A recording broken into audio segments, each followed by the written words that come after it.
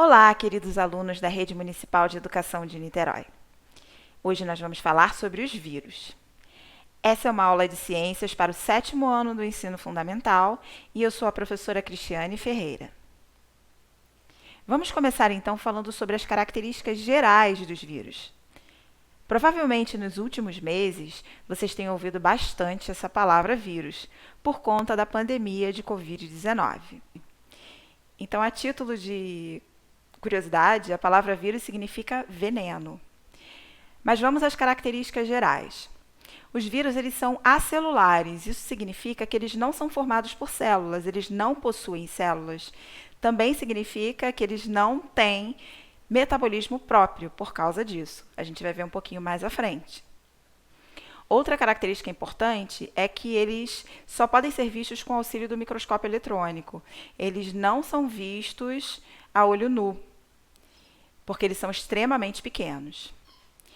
Muitos cientistas consideram os vírus como seres vivos. Por quê? Porque quando eles estão dentro de uma célula, eles se comportam como seres vivos.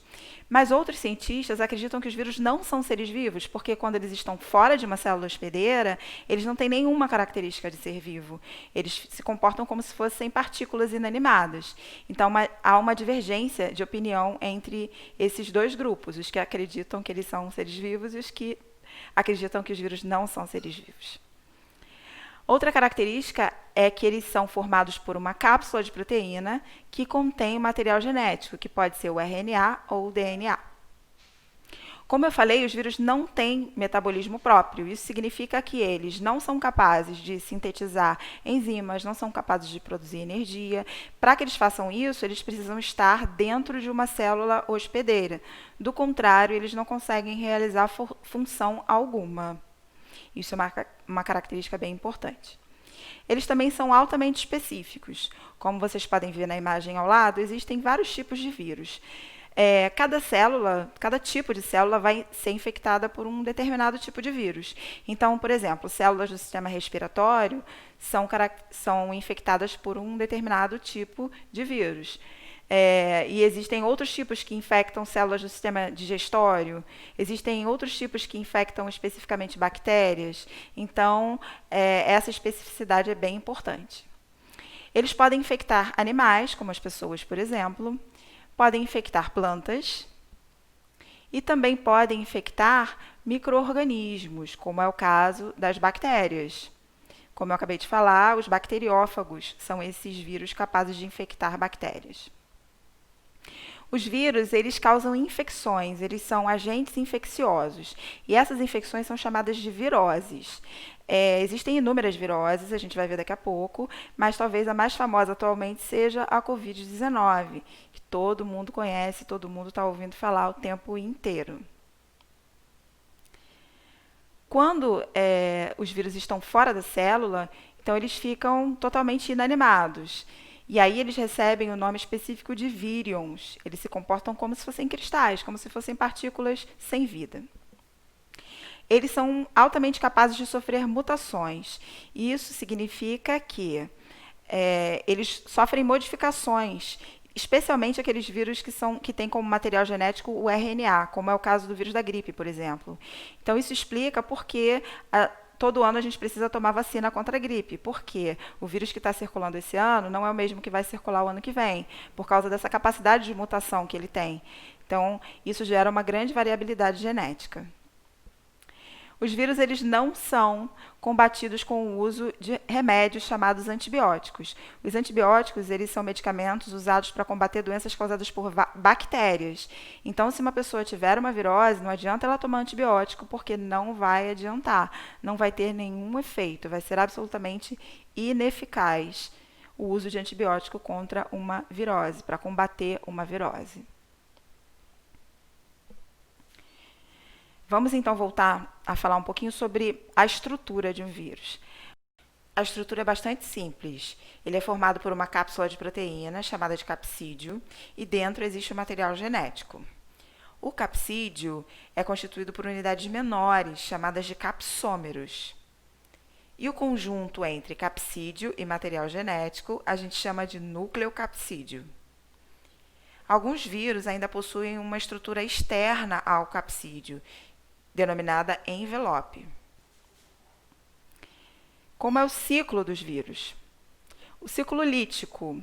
Nesse ciclo, o vírus ele vai injetar o seu material genético na célula, induzindo ela a produzir novos vírus. Então, esse vírus ele vai produzir novas cópias dele dentro da célula, depois vai romper essa célula e esses vírus que foram produzidos vão ser liberados e a célula vai ser completamente destruída. Esse é o ciclo lítico. Aqui no slide seguinte, a gente tem um exemplo de um bacteriófago, que é aquele vírus que infecta bactérias, como eu falei para vocês, né? Então, ele vai fazer isso que eu acabei de explicar. E no ciclo lisogênico, o DNA do vírus vai se incorporar, por exemplo, ao DNA da bactéria ou de qualquer outra célula. E ele vai se multiplicar ali, multiplicar o material genético dele junto com o material genético da célula, da bactéria que ele infectou. E ele pode permanecer ali inativo por bastante tempo, mas toda célula que for produzida a partir daquela infectada vai conter o material genético do vírus também. Viroses. As viroses, elas infectam, elas estão espalhadas pelo mundo todo, né? Existem muitos tipos de viroses, talvez vocês já tenham tido algumas dessas aqui, né? Resfriado, com certeza, todo mundo já teve, mas existem inúmeras outras, né? Como gripe, sarampo, catapora, dengue, febre amarela, hepatite, AIDS, covid, chikungunya, zika, e todos esses são exemplos, então, de viroses.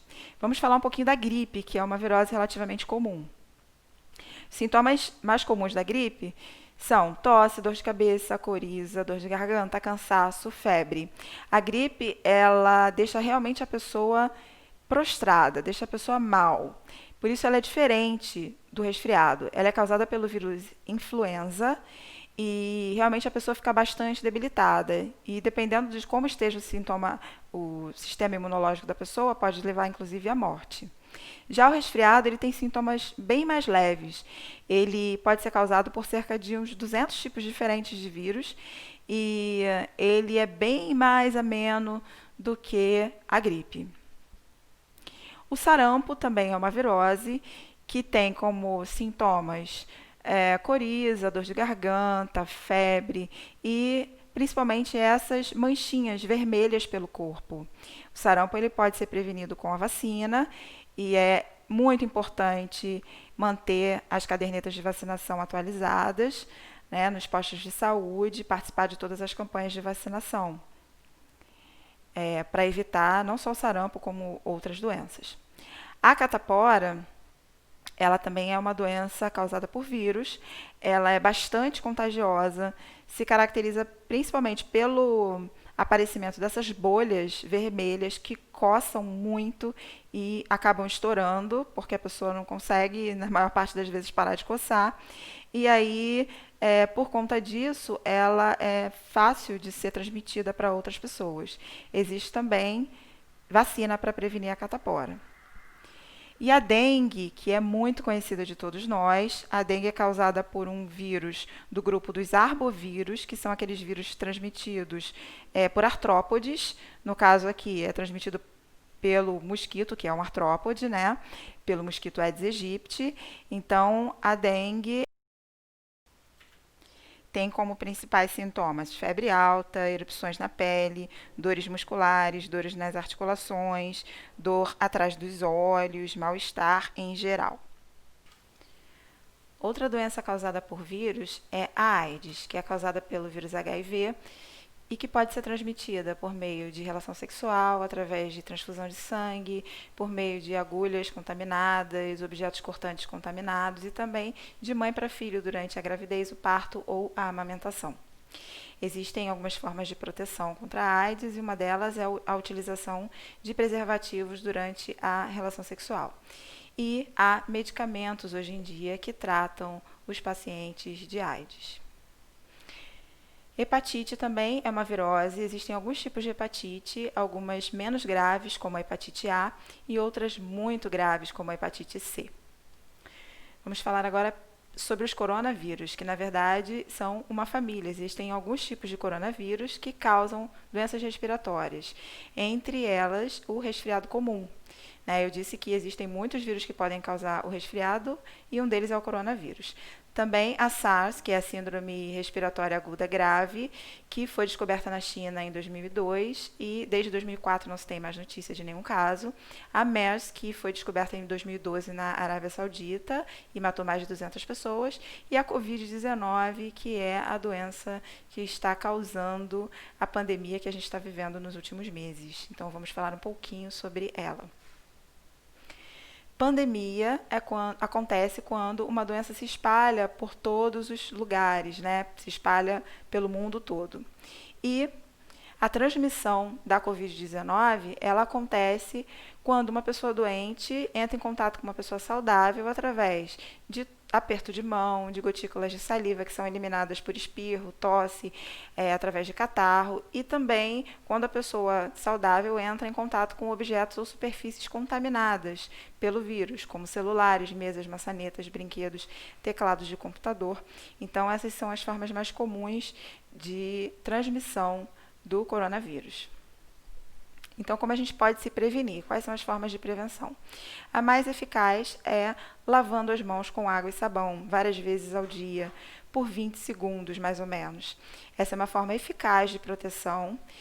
E a utilização de álcool gel também é uma outra maneira da gente se proteger, mas ela só deve ser utilizada quando a gente não tiver água e sabão por perto. Então, quando a gente estiver, por exemplo, fora de casa, a gente tem que usar o álcool gel, já que a gente provavelmente não vai ter uma torneira com sabão perto para a gente poder usar. Mas a gente deve sempre dar preferência a lavar as mãos com água e sabão. E utilizar o álcool gel quando não tiver essa possibilidade. Respeitar também o distanciamento social é uma forma de prevenção. E utilizar a máscara sempre que a gente estiver em locais públicos. Uma outra coisa importante é adotarmos uma etiqueta respiratória. A gente nunca deve cobrir o rosto com as mãos quando a gente tossir ou espirrar.